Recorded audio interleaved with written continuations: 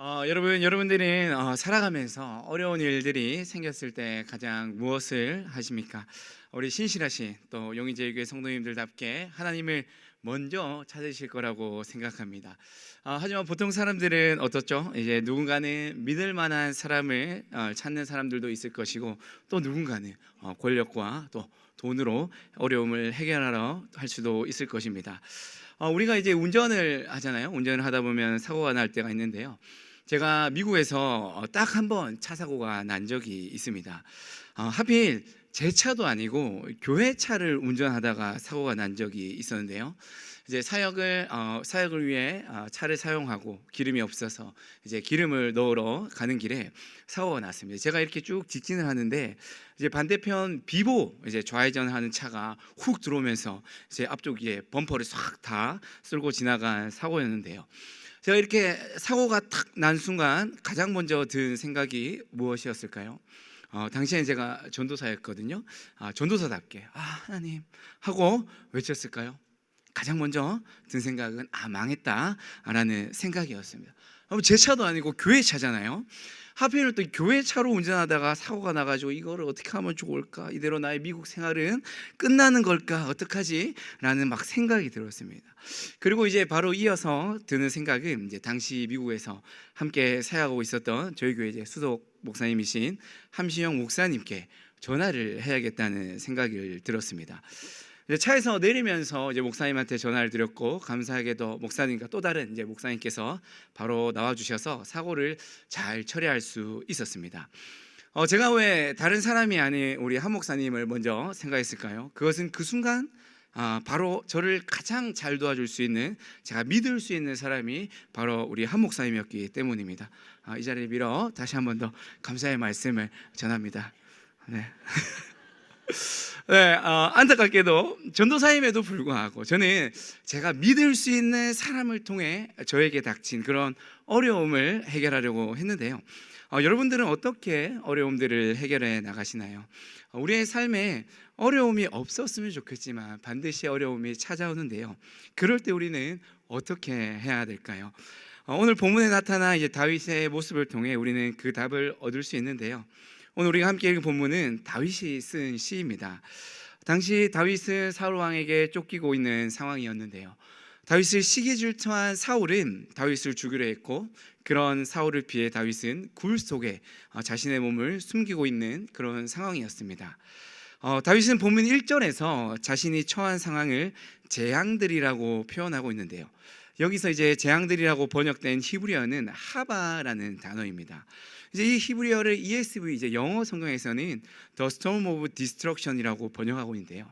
그러니까 다윗은 지금 자신이 이 폭풍의 한가운데 있다고 표현하고 있는 것입니다. 실은 제가 이 한국에 있을 때는 폭풍이나 뭐 토네이도 같은 이야기들이 실은 막 실감이 나지는 않았었는데요. 미국에서 생활하면 이게 진짜 무서운 일이구나라는 것을 많이 경험했습니다. 심한 비바람과 천둥, 막 번개 때문에 학교가 막 정전되고 막 휴교되는 일도 여러 번 있었고요.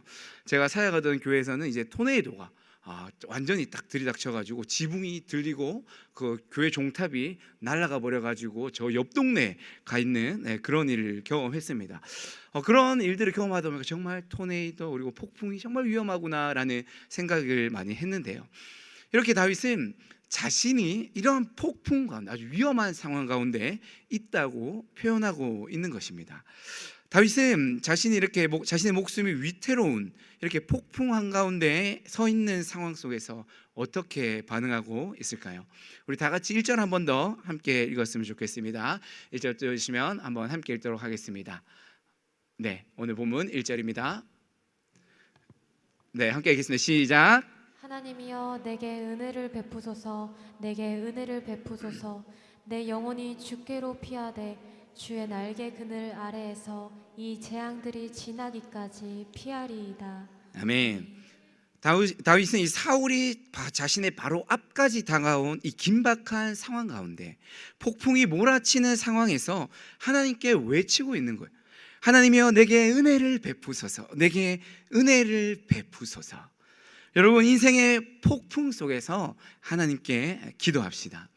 이때 다윗이 하나님께 부르짖을 때, 하나님을 부르짖을 때 히브리어 엘로힘이라는 단어를 사용하는데, 이것은 하나님의 전능하신 능력에 의지하는 그 다윗의 모습을 보여주는 것입니다. 이 구약에 쓰이는 하나님에 대한 여러 가지 호칭이 있는데요, 그 가운데 이 엘로힘은 특별히 천지를 창조하신 하나님의 전능하신 모습을 강조하는 단어인데요, 다윗이 이러한 호칭을 사용한 것은 자신을 위협하는 사람들은 너무나 막강한 힘을 가진 반면에 도망자 신세인 자신은 아무런 힘도 능력도 없었기 때문입니다. 그래서 전능하신 하나님의 도우심을 바랬던 것이죠.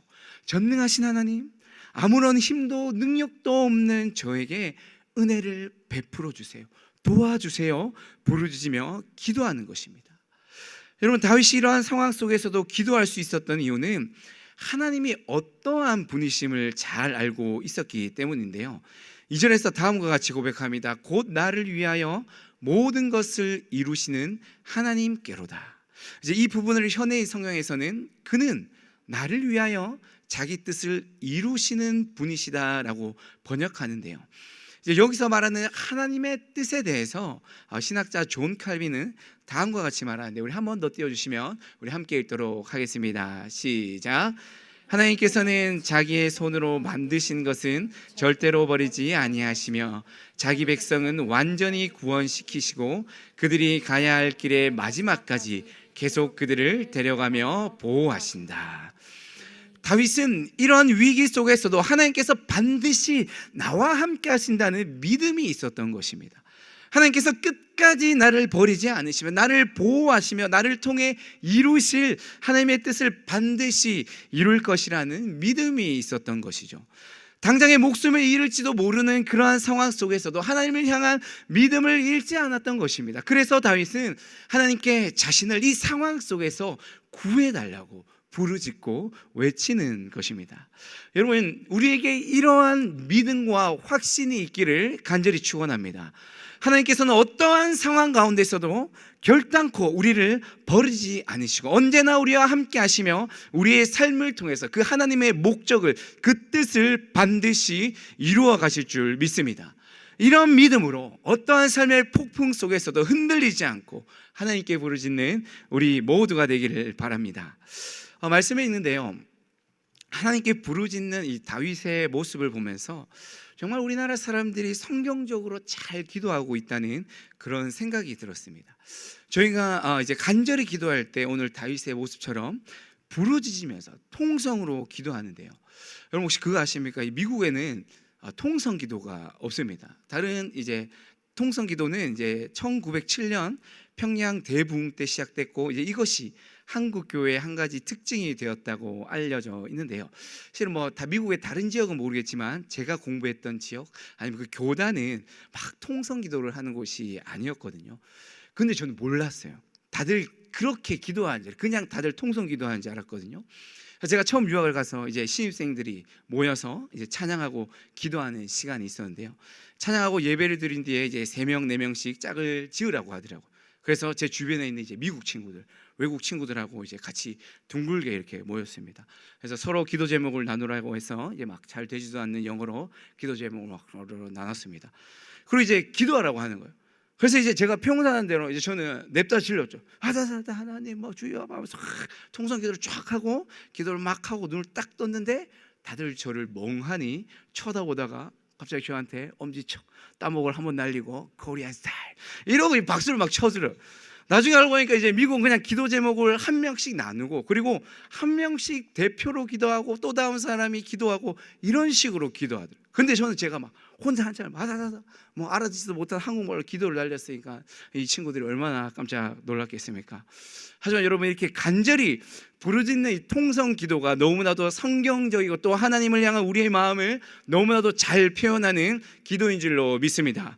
우리 인생의 폭풍 속에서 정말 간절히 하나님께 부르짖어 기도하는 우리 모두가 되기를 간절히 바랍니다.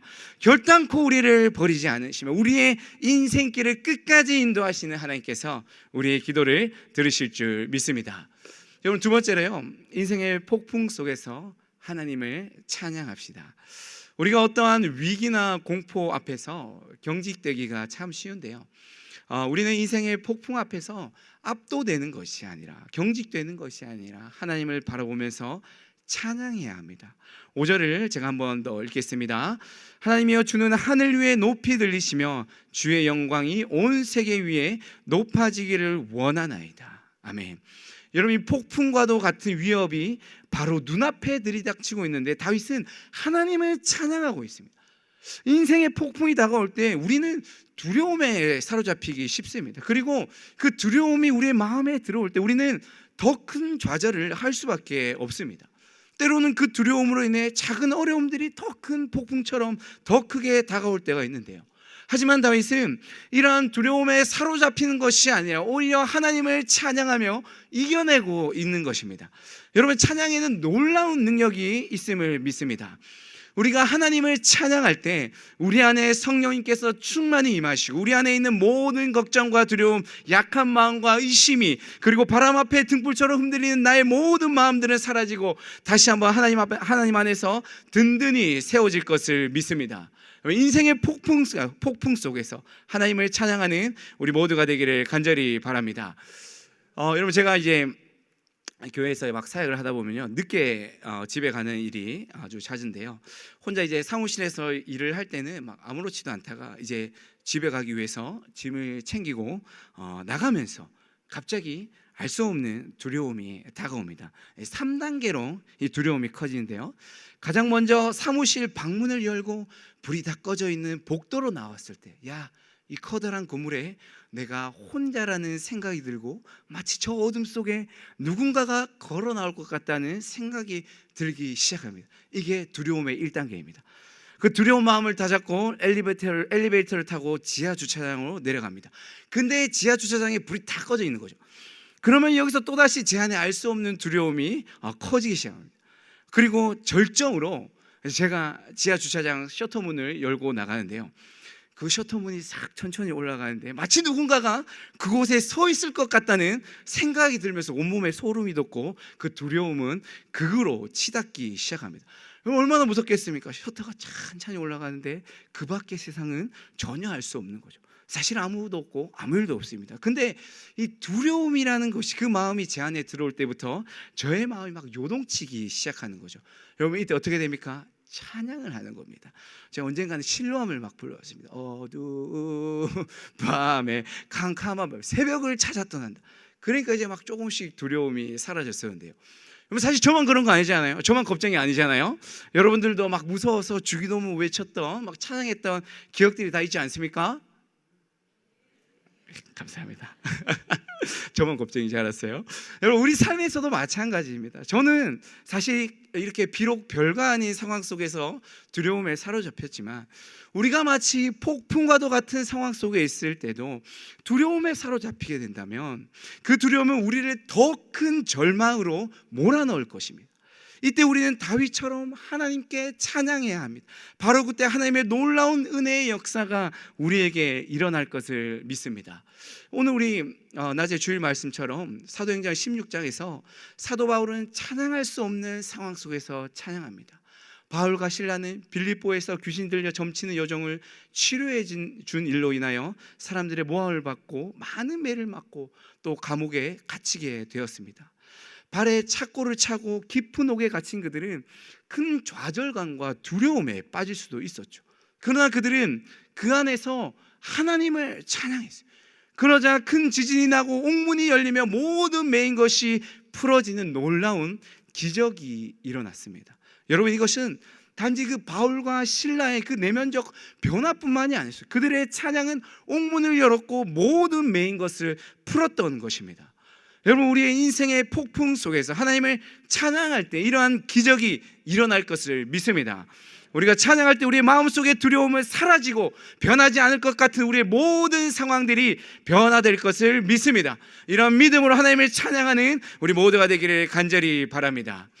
여러분, 저는 여러분들이 겪고 있는 어려움들을 다 알 수 없습니다. 어떠한 인생의 폭풍 속에 있는지는 알 수 없죠.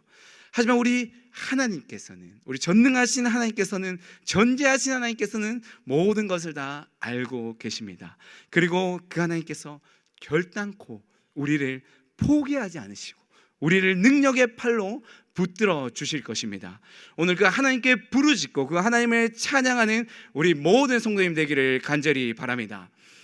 여러분 다들 전복을 보신 적 있죠? 전복은 이 일반적인 조개와는 조금 다른 차이점이 하나 있는데요. 바로 이 껍질입니다. 껍질. 이제 보통 조개는 양쪽이 다 덮여 있는 양 껍질이에요. 근데 전복은 이제 한쪽 면만 껍질이 있는 외껍질입니다. 그래서 이렇게 한쪽만 껍질이 있으니까는 반대쪽 면이 아예 노출되어 있기 때문에 전복은 이 천적들의 공격을 받아서 죽을 수 있는 확률이 아주 높다고 합니다.